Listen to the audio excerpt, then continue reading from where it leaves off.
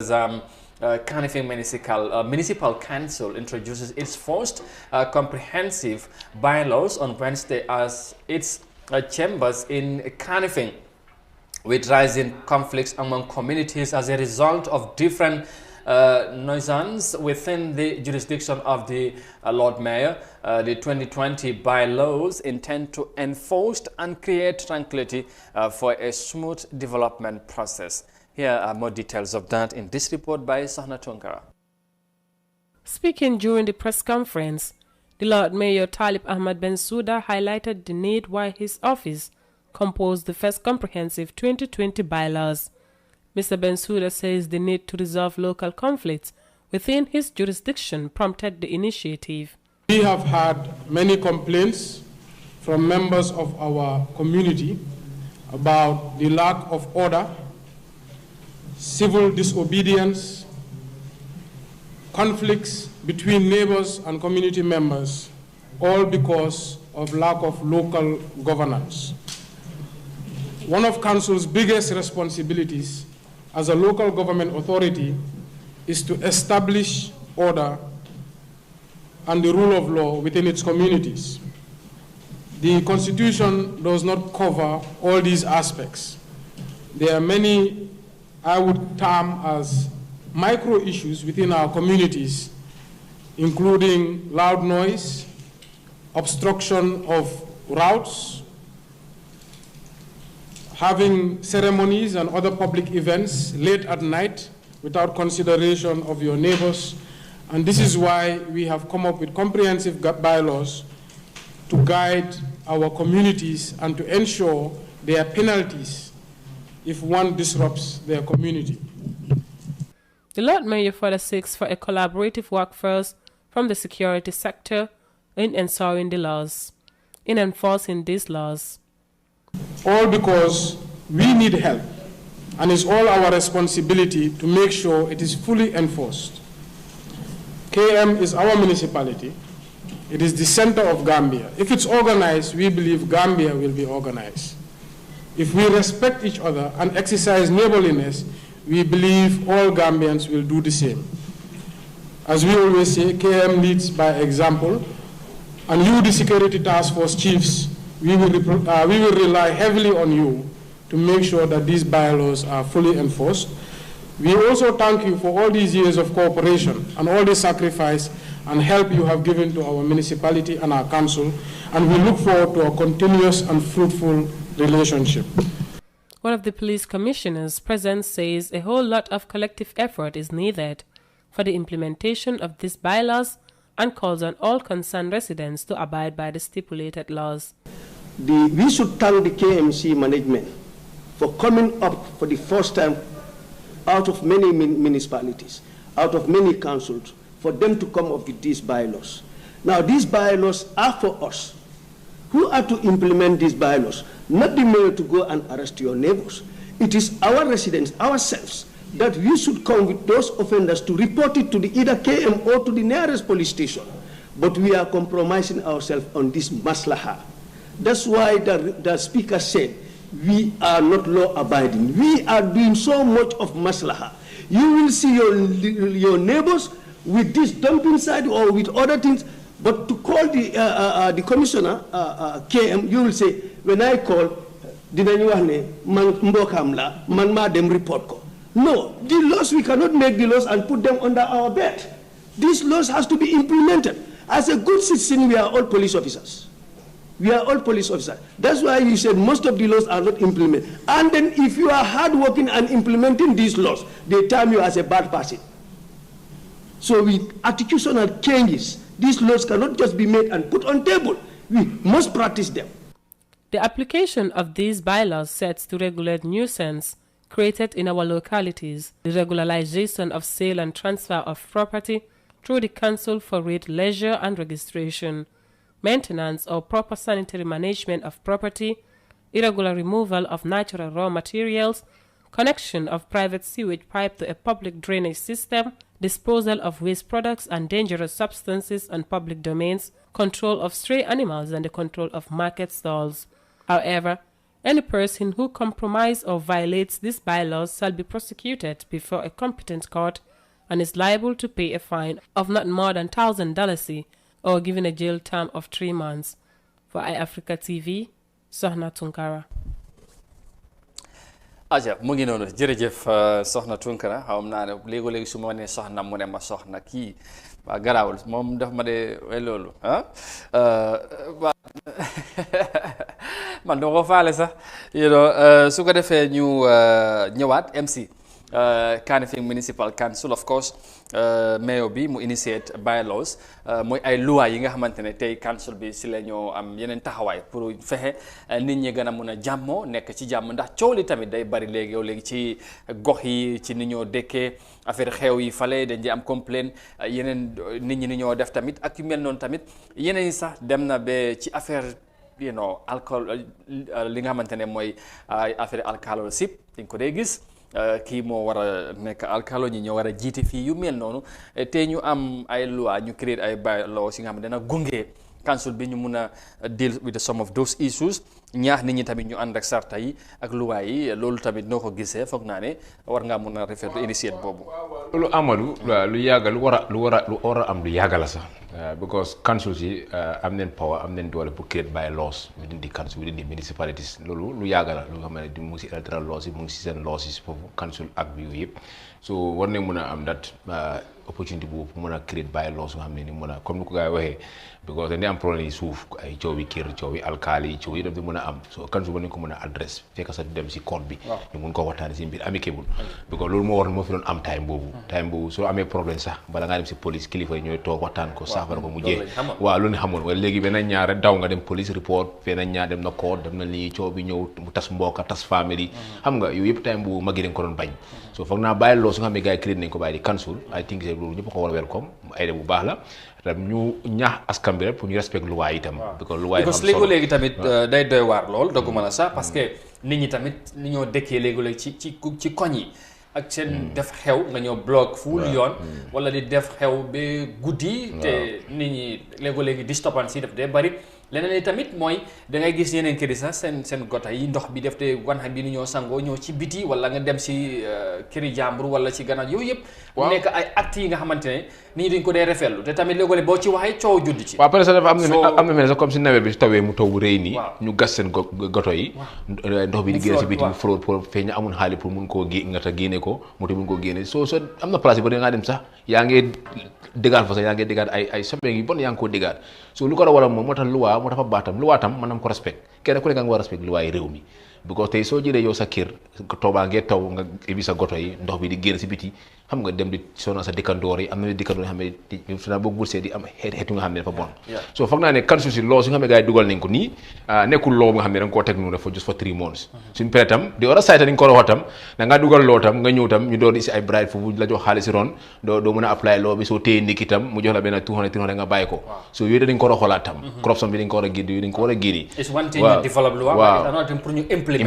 problème waaw loolu tam daf day nekkaan mën nga isi loo bi ñu coow 3 months time loo bi ñu apply ko mu am doole ñëpp di coone waa loo bi baax na mais ko benn ñetti weer rek from there mu dee koo téye benn nga téye ko mu kon la jox la benn 300 yow nga doo ko yóbbu koot doo ko jaar la si yoon foo naa wat peut être nit ki suñu def da tam make sure loo def Amadou na jaar loo def nga def ko MC bul xool ne kii Amadou la wala kii MC la kii suma xarit la nii ak nii yëpp dañ ko jaar si yoon King Koli mu ngi ko wax ci biir report bi mu ngi wax ne maslaha syndrome bi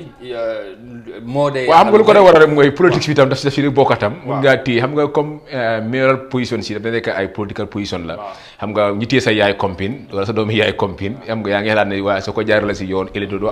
am carte bi doo am fi mu boobu moo tax si biir éducation fi mu daal ñu génne tam dafa baax ñu askan bi waxtaan askan bi tam even council bi war nañ mën a am connexion ak civil education dem waxtaan community bi gën a jàngal gars yi wan ne luwaa yi nga xam ne ñu ngi ko dugal lii moo tax ñu dugal ko pour lii ak lii la waxtaan askan ñu xam lan mooy luwaa yi boo soo ci tëral luwaa yi nga teg nga au presse conference waxaa journaliste yi rek mu em fa loolu correctul wala fu ñu jaata nga ne waxtaan askan bi tam yu sa council bi tam sa councilor yi tam waxtaan sa councilor yi ñu am naka dialogue waaw dugal seen biir nit yi waxtaan ñoom waxtaan community bi tam stakeholder yi waxaa ñoom ne luwaay man maa ngi nii KMC laa dëkka xaw ma lan lu fa nekk si xaw ma lu nekk si bàyyi loo si xamaaguma ko peut-être mun naa ne am naa si ay morom understand nga so foog naa this programme bi war na mën a invite stakeholders itam ñu attend ko tam book bi tam ñu wanee ko tam ñu dem si rajo itam ñu ko wax ñu ko wax si rajo ñu ko soose yi si olof si pël laaka bu nekk waaw kenn ko dégg leen lii ak lii li mën a ko si luwaay suñu la téye ni nga wa def waxtaan ak askan bi tam use imam itam su seen si jumaa yi use naka cooj itam yooyu war nañ ko mën a use tam pour mën a wax askan bi ne lii mooy luwaay xam ne mën ko si réew mi nii lañ ko bëgg a defee kansu bi ñoo ko isi waaye nii ak nii lañ ko defee defuñ ko pour wicc xon defuñ ko pour lor kii o pour téye kii bàyyi kii ñëpp la loi bi ñëpp la fi nekkal ñëpp la war a emal amul kii suma yaay compine la kii suma mobilisation wala kii suma parti la bokka waaw loi bi daan su koom lu am su ma la déggee sax dafa mel ni ñun dañ war a seetaat si ni ñoo doxalee affaire yi parce que lu bëri dafa mel ni fokk rek politique rax si te bu ci raxee dafay am jeexatal bu moo indi te loolu dafay doy waar ci léegu-léegi ñu expectation si ak yaakaar buñ ci am du doxee noonu te loolu dafa doy waar ci réew am nga comme ki lu mu wax nii maslaa bi fu mu am rek mooy politique bi fu mu jaa mu nekk fa because yaa ngi bëgg a nekk another term yaa ngi ragal laal xëy na sa yaay comme oo sa mobiliser wala sa ko xam ne mu ngi laa campagnal yaa na luwaa bi soo ko jaarale si yoon élève du la saanil soo lu nga di xalaat bon albi dee waxtaan ñoom bu mu am oli si press conference rek council bi la jeex na leen dugg si community bi wax ak ñoom use council si use kilifa diina yi waxtaan ak ñoom all and dialogue discussion ñoom masi bi dem indi entire municipality ñëpp xam ne lii moo xew lii moo nekk si loi bi nii leen ko bëgg a defee nii leen ko bëgg a tëralee boole ku nekk on board waxtaan ak ñoom léegi loolu am solo te tamit wax nañ ko nit ñi tamit dañu war a jël seen responsibility xam ne yenn ci soo am na yeneen mbiri boo ko defee am na lu la ci mën a fekk te luwaa yi nii tamit comme na ko waxee dañ ko war a gunge sax nit ñi xam ko bu baax loolu dafay am solo waaye leneen tamit mooy nit ñi nañ moytu di def yenn actes yi comme noo ko waxee su ko defee loolu dafay am solo su ko defee MC ñu round up rek gis naa mayor bi Africell mu ngi active di launch ay project bi tamit initié na ko dafa mel ni loolu tamit mayor Talib mu ngi xala speed up ci développement waaw mayor Talib dafay ne liggéeykat la ak mayor Gilo tam foog naa da waroon ko mën a ndokkale tam parce que tey mooy di first lady waaw dégg nañ ci moom am na ndam lu rëy amal na réew mi tamit ndam an foogoon naa ne nguur bi si boo am sax waroon nañ ko mën a ndokkale bi ko tey am na dëkk bi ñoo nekk tey si seen government bi ñoo ko welcome ñooy def everything ñoo ko bina seen page yi ndokkale ko wan ne ko dëgg-dëgg lii achievement bu nga xam ne di entire Gambia dañ ko war a celebrate da gisee loolu tamit politique du politique because tey na moom nguur gi li tax defuñ ko la waaw xam nga politique la nguur bi ñu ngi ragal ne ko seen parti boo ñu xool ne Gambia ñoo am ndam tey sa doomi réew dem si biti am fan ndam rek yow président bi la war def mooy nga welcome ko oo ko mu ñëw ndokkale ko su lu mu am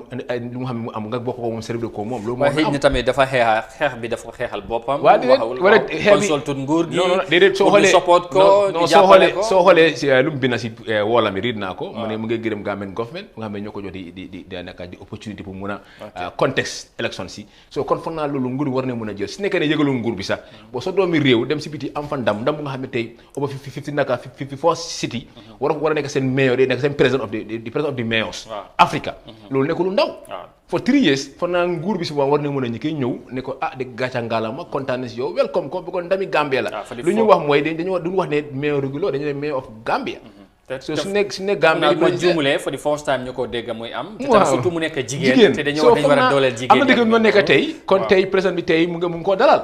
wala countries waaw loolu yëpp mun naa am parce que xam naa gars yi state house so moo tax am nga even si nekkoon Jammeh sax yaay Jammeh man ñeme naa wane kon daf ko doon xajaane bu ko yaay Jammeh daf koo xajaane wane dëgg-dëgg lii suma nguur la am suma nguur la nekk mayo suma nguur la am achievement bi loolu dafa jaaxal loolu dara nekku si so foog naa ne benn su daal dam comme noo ko waxee tam mu ngi defee liggéey bu baax mu ngi koo def si council bi man doo nekkuma UDP wante tam dafa baax tam si defee liggéey bu baax nga ne ko def nga liggéey bu baax suñu xale mi ñu ngi ko am na ñu koy sànni xeer ñu def diggee yum diggee woon lu bari waaw am nga soo diggee itam waaye te su nekkee moo tane si président Barrow bu ko xëy na moom diggee na am na xam ne mu ngi koo def waaye président Barrow ngeen diggee defu dara lu nga xam ne tey mun naa ne lan la fi def lu mu diggee for the past am na foo yi lu mu waxoon Gambien si yëpp gisul dara nga xam ne mu ngi ko fi def all provision bi woon na ko Gambien ci bi yëpp la tegee boor léegi mu ngi focus mu on politics wala xëy na moom mu ngi diggee mu ngi ibi ay projets mu ngi projet nga xam ne dëgg-dëgg comme bu marché bi boobu Yankuba Koli moo ko dooroon mais Yankuba Koli moo dooroon projet bi moom mu ñëw continuer ko moom mat so loolu mooy nguur loolu mooy doxal nguur bu ko nguur continue la da ngaa door kii tàmbale ko kii jeexal ko ok loolu lu am solo yëpp bokk na ci projets yi nga xamante ne mayor bi right now def na ko mu ngi ko lañ accumulé waaye pour jeexal rek léegi ci benn maybe few seconds balaa ñoo ñu jeexale ak lu li lembe réew bi jamono ji mooy comme wax nañ ko xew yu xew tamit ci koñ yi ñëw baare yoon bi dafay toogu nit ñi miin nañ ko xam naa ne fi nekk ñu ngi ease restriction yi est-ce que foog nga tamit ak luwaay yi dana tax nit ñi mun a am nga sooy apply sooy def programme si mbedda da nga war a apply permit to the police police bi ñoo war a xool ne area bi war nga ko mën a am war la ko mën a am loolu dafa des si liggéey police bi la so apply permit soo waree am rally o soo waree am par exemple ñeenti o takka sa kër nga boo génne si biti da nga war a apply to the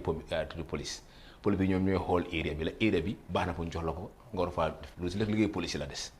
so léegi bari doo dee gis police yi ñëw sauver ça ñoom loolu moom liggéey police boo demee si ñoom boo leen waxee rek dañoo waaw police seen liggéey la ñu xool area bi la area bi soo ko defee su fa programme la doo bloc yoon bi loolu yëpp loolu liggéey police bi la ak musique booy play noise bi yooyu yëpp police bi seen liggéey la ñoom ñoo joxe permit waaw léegi am na ñuy dóor ba ay ñoom ñoo joxe permit lu liggéey rek ñoom garaaw loolu liggéey police la comme seet baa ngee ñëw na ak si na rek nañ ambiance waaw loolu ci noonu lañ ko fekkee ci noonu la ñoo dëkkee tamit amaana xanaa ñu seetaat ko waaye daal yëf yi noonu la MC ñu jeexale ak coow ci fisheries ministry bi coow li bari na permanent secretary Banja fu mu nekk nii nguur gi yóbbu nañ ko administrative leave ndax dañ ko tuumal wala am na li nga xamante ne waa tuumal la daal ne moom bokk na ci ay fi njuuj njaaj weddi na ko daa mu ne moom du moom waaye police commencé na investigation léegi nag ñu ne mun na toogagum ci kër gi ba ñoom ñu def seen gestu seet ndax lu ñu wax am amul moom la du moom